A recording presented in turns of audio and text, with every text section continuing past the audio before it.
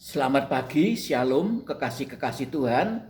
Renungan singkat firman Tuhan pada pagi hari ini adalah begitu banyak orang Kristen yang masuk dalam kesusahan besar.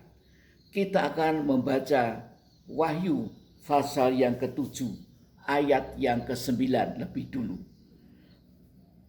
Kemudian daripada itu, aku melihat sesungguhnya suatu kumpulan besar orang banyak yang tidak dapat terhitung banyaknya dari segala bangsa dan suku dan kaum dan bahasa berdiri di hadapan tahta dan di hadapan Anak Domba, memakai jubah putih dan memegang daun-daun palem di tangan mereka.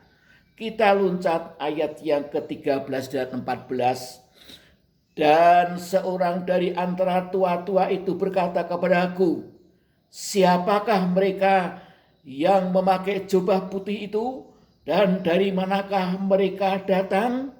Maka kataku kepadanya, Tuanku, Tuhan mengetahuinya. Lalu ia berkata kepadaku, mereka ini adalah orang-orang yang keluar dari kesusahan yang besar, dan mereka telah mencuci jubah mereka dan membuatnya putih di dalam darah Anak Domba. Amin. Inilah penglihatan yang dilihat oleh Rasul Yohanes ketika rohnya dibawa ke surga dan diperlihatkan perkara-perkara yang akan terjadi pada hari-hari terakhir pada akhir zaman ini.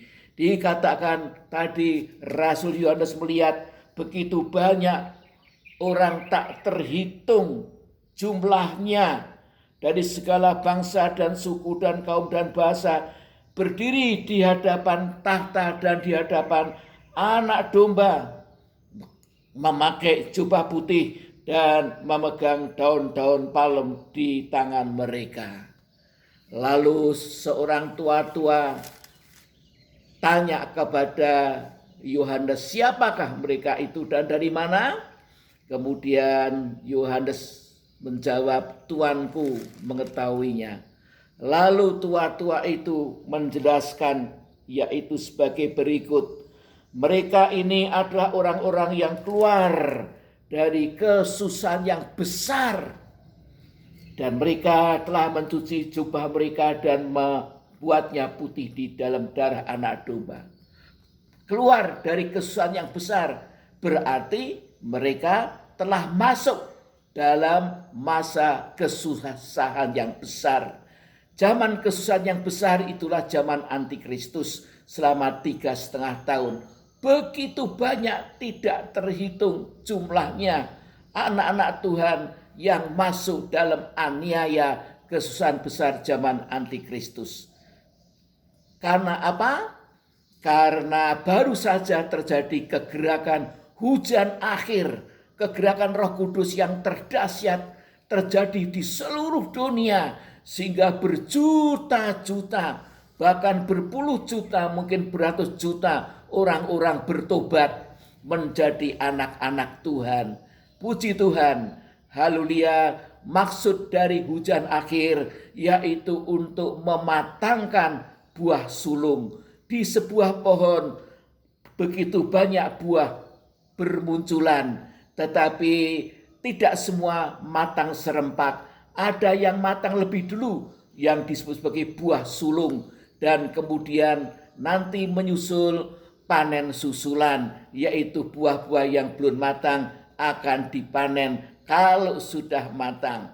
Yang pertama dipanen ada buah sulung. Puji nama Tuhan, jadi ada panen buah sulung. Kalau buah sulung sudah matang semua, kemudian akan dipanen, gereja akan dipanen, gereja jemaat anak sulung akan dipanen untuk haleluya berjumpa Tuhan di udara, di angkasa. Puji nama Tuhan, itulah jemaat anak sulung Allah. Sisanya yang belum matang akan dipanen dalam panen susulan.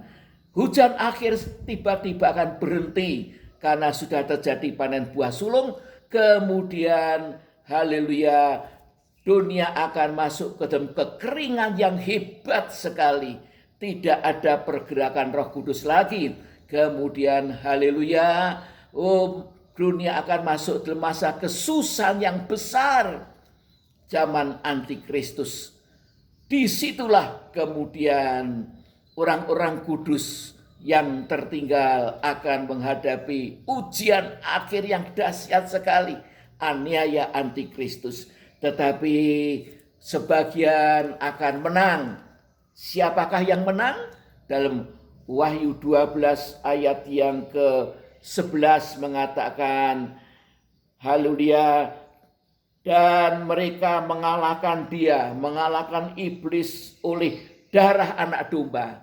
Yang pertama, ya, mereka tetap menjaga pakaiannya suci, dibersihkan oleh darah anak domba, dan oleh perkataan kesaksian mereka, itulah firman. Firman tetap ada di mulut mereka. Mereka tidak menyangkal Kristus, bahkan mereka menyaksikan kebenaran firman Allah. Puji Tuhan. Kemudian karena mereka tidak mengasihi nyawa mereka sampai ke dalam maut, mereka akan menghadapi aniaya, siksaan yang begitu mengerikan, yang begitu sadis, dan belum pernah terjadi aniaya seperti itu. Tetapi dikatakan mereka tidak mengasihi nyawa mereka sampai ke dalam maut. Mereka mati sebagai martir, ya. Begitu banyak yang mati sebagai martir, ya, berjuta-juta, mungkin berpuluh-puluh juta. Tadi dikatakan tidak terhitung banyaknya. Puji Tuhan, tetapi jiwa mereka diselamatkan. Haleluya, mereka kemudian tampak berpakaian putih bersih karena jubahnya sudah dicuci dengan darah anak domba.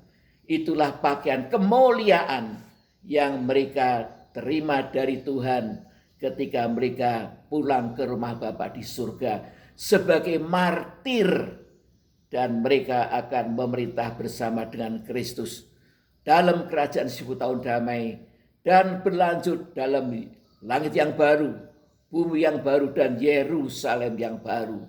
Karena langit dan bumi yang lama ini akan dilenyapkan dalam sekejap. Puji Tuhan, sebab itu biarlah mulai sekarang kita melatih iman kita. Iman kita biarlah makin dewasa. Demikian juga kasih kita. Kita harus bina terus. Kita harus penuh dengan Roh Kudus, berlimpah-limpah, supaya kasih kita menjadi sempurna. Haleluya, sehingga kita ditemukan oleh Tuhan menjadi jemaat anak sulung Allah yang siap untuk dituai pada masa hujan akhir. Puji Tuhan, sekian renungan firman Allah pada pagi hari ini. Mari kita berdoa. Bapa yang di surga, terima kasih ya Tuhan.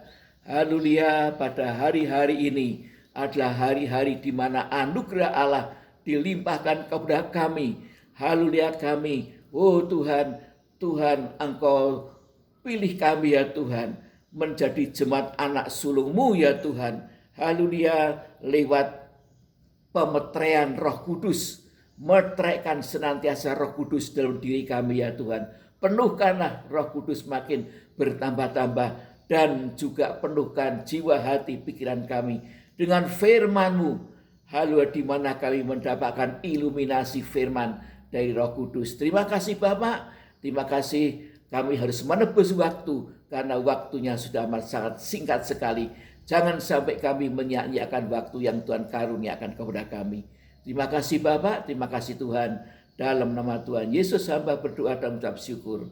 Amin. Terima kasih untuk perhatian Pak Ibu Saudara sekalian. Tuhan Yesus memberkati.